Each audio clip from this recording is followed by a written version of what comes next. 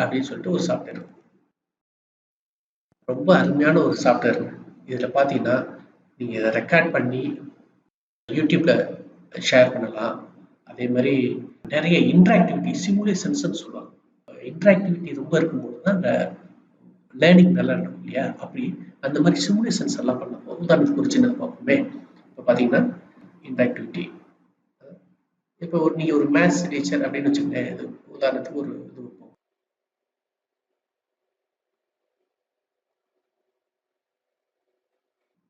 சரி, இப்போ என்ன இருக்கு? ஃப்ரூட்டுன்னு இருக்கு. ஃப்ரூட் இதில் வந்து எது ஃப்ரூட்டு? ஆப்பிள் இல்லையா? ஆப்பிளை தூக்கி அங்கே போடுறோம். ரைட். அடுத்தது வெஜிடபிள் இருக்கு. வெஜிடபிள் எது போடலாம்? பொட்டேட்டோ தூக்கி போடலாமா? ரைட். அடுத்தது ஆனியன். ஆனியனை தூக்கி வெஜிடபிள் போட்டுருவோம். கேரட்டை தூக்கி, சரி, இப்போ இதை தூக்கி இங்கே போடுறேன். ஆக சரியா முடிஞ்சிருச்சு.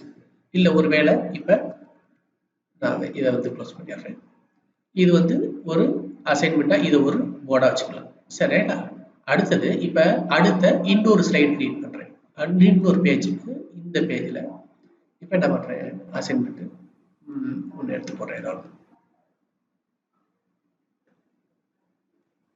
இப்போ இதில் இப்போ இந்த இது திராசு இருக்கு, இந்த இடத்துல கல் இருக்கு. இப்போ இந்த கல்லை கொண்டு வைக்கிறேன். ஓகே, பழையபடி இன்னொரு கல்லை கொண்டு வைக்கிறேன். 10 கிலோ ஆச்சு, 15 கிலோ ஆச்சு, 20 கிலோ. 20 கிலோ இந்த பக்கம் ஆப்போசிட்ல 20 கிலோங்கிறதுல ஈக்குவலாக வந்துருச்சு. மாதிரி இன்னும் பார்த்தீங்கன்னா அடுத்த ஸ்லைடு வரேன். இன்னொரு பேஜ் கிரியேட் பண்ணிட்டேன். இந்த இன்னொரு பேஜில் பார்த்தீங்கன்னா அப்ளிகேஷன்ஸ் இருக்கு. இப்போ வந்து ஒரு என்ன பண்ணும்? இப்போ மேத்ஸ் இதுன்னு வச்சுக்கலேன், ஒரு இது பண்ணுமே, ட்ரா பண்ணுமே, ஸ்ட்ரைட்டாக பண்ணும். ஆச்சா? இப்போ இதுலேருந்து ஒரு முக்கோணம் வரையணும். எப்படி வரையலாம்? இப்போ என்ன பண்ணுறேன்? இந்த ட்ரையாங்கிள் எடுக்கிறேன், இப்படி வந்து வச்சிடறேன். வச்சுட்டு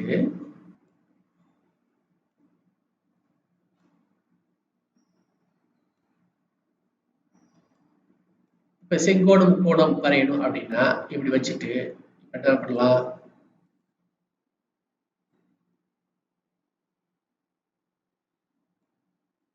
ரைட்டா? இப்போ என்னாச்சு? இது 90 டிகிரி இருக்கும்.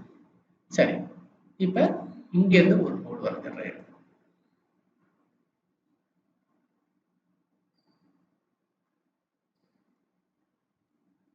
சரியா? இப்போ தேவையில்லாத பகுதியை அப்படி டெலிட் பண்ணிடுறேன். சரியா? இப்போ என்ன பண்ணும்? இதுலேருந்து 90 டிகிரிக்கு, 90 டிகிரியில் தான் வச்சிருக்கோம் இல்லையா? சரி, ஒரு 45 டிகிரிக்கு ஒரு கோடு வரையணும். என்ன பண்ணுறோம்? இதை எடுத்துட்டு வரேன். எந்த இடத்துல இருந்து வரையணும்? இந்த 4வது சென்டிமீட்டர்லேருந்து ஒரு 45 டிகிரிக்கு ஒரு கோடு வரையணும். அப்போ என்ன பண்ணுறேன்? 45 டிகிரியை நோட் பண்ணிடுறேன். இங்கேருந்து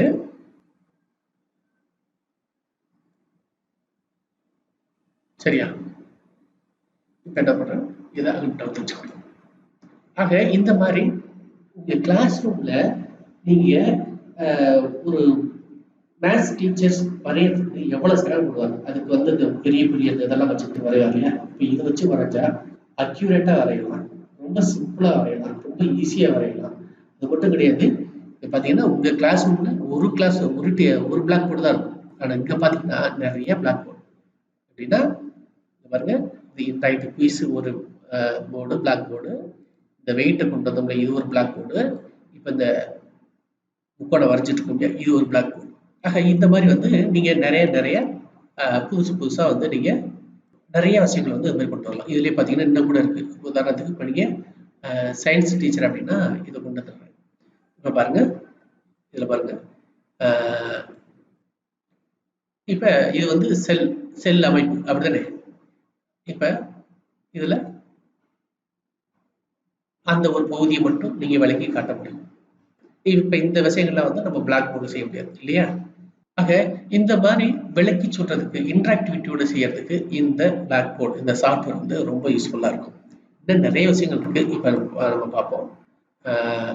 அதே மாதிரி பார்த்தீங்கன்னா இப்போ ஏதாச்சும் ஒரு பகுதியை இந்த செல் சுவர் அதெல்லாம் இருக்கு இல்லையா, நிறைய இருக்கு இல்லையா. எனக்கு நான் காமர்ஸ் படிச்சதுனால எனக்கு இது தெரியல, நான் அதனால அப்படியே கிளிக் பண்றேன் பார்த்துங்க. அப்ப அந்த ஒரு விஷயத்தை மட்டும் நம்ம பிரீஃபா விளக்கி சொல்ல முடியும். சரி, இப்ப இந்த மாதிரி வந்துருச்சு அப்படின்னா இதுலயும் நீங்க கோடு போட்டு காட்ட முடியும்.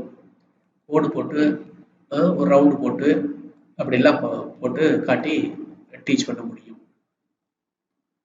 சரிங்களா? சரி, ரைட். அப்புறம் என்னன்னா, இது எல்லாத்தையும் இந்த மாதிரிலாம் டெவலப் பண்ணிட்டு இதை நீங்க அப்படியே பிடிஎஃபா சேவ் பண்ணிக்கலாம். சரிங்களா? அப்படி இல்லாட்டி இந்த ஃபைலை அப்படியே நீங்க ஸ்டோர் பண்ணி வச்சுக்கலாம். அதுக்கான ஆப்ஷன்லாம் இதுல இருக்கு. இதுல நிறைய இன்டராக்டிவிட்டியோட இருக்கு. இது வந்து ரொம்ப ஒரு ஒண்டர்ஃபுல்லான ஒரு சாஃப்ட்வேருங்க. இந்த சாஃப்ட்வேர் கட்டாயம், அதாவது டெக்னாலஜி என்ஹான்ஸ்டு கிளாஸ் ரூம் அப்படின்னு நீங்க போனீங்க அப்படின்னா கட்டாயம் இந்த சாஃப்ட்வேர் இருக்கும். இது வந்து open source software, free software. அதனால வந்து கம்பல்சரியா ஒரு ஸ்மார்ட் போர்டு அப்படின்னு வாங்குனீங்கன்னா இந்த சாஃப்ட்வேர் கட்டாயம் நீங்க இன்ஸ்டால் பண்ணணும். ரொம்ப ரொம்ப முக்கியம். சரிங்களா? இன்னும் நிறைய இருக்கு. வந்து பாருங்க, அடுத்த ஸ்லைட் போயிடுறேன், அடுத்த பேஜ் போறேன். அடுத்த பேஜ் போயிட்டு நீங்க ஷேப்ஸ் எல்லாம் வரையலாம். சாரி, இதை இழுத்து கொண்டு வந்து வைக்கணும். சரிங்களா? இப்படி ஷேப்ஸ் எல்லாம் வரையலாம், டைரக்ஷன் திருப்பிக்கலாம். இது மாதிரி நிறைய வேலைகள் பண்ண முடியும். சரிங்களா? ஆக நீங்க அந்த போர்டு பேக் போர்டை திரும்பி பார்த்து நீங்க அப்படி எழுதிட்டு இருக்கும்போது பாத்தீங்கன்னா இங்க எந்த சைட்ல இருந்து சவுண்ட் வரும். ஆக இந்த மாதிரியான ஒரு விஷயங்களை பயன்படுத்தும் பொழுது அந்த மாதிரியான சவுண்டுக்கே வேலை இல்லை. ஏன்னா நீங்க இந்த ஒரு ரவுண்டா வரையறதுக்கு நீங்க அதை வச்சுட்டு அப்படியே ரவுண்டா வரைவீங்க, அது ஏதாச்சும் ஒரு போட்டு ஓடிட்டு இருக்கும், உடனே வாங்கிட்டு வந்து சிரிப்பான். இப்ப அதுல அதுக்கு வேலையே இல்லையே, ஆட்டோமேட்டிக்கா ரவுண்டா வருது. அப்ப அங்க வரைஞ்சு முடிச்சு 2 சைடுல வரைஞ்சு முடிச்சு நீங்க உடனே வந்து கிளாஸ் ரூம் திரும்பி பார்க்கணும். அப்ப என்னன்னா அந்த பையன்களுடைய டைவர்ஷன், அதாவது காணப்படும் வேற பக்கம் திரும்புறதுக்கு வாய்ப்பே இல்லாம எப்பொழுதும் ஆசிரியரை நோக்கியே இருக்கும்படி செய்ய முடியும் இந்த பிளாக் போர்டு, இந்த சாஃப்ட்வேரை பயன்படுத்தி. இன்னும் நிறைய விஷயங்கள் இருக்கு இதுல.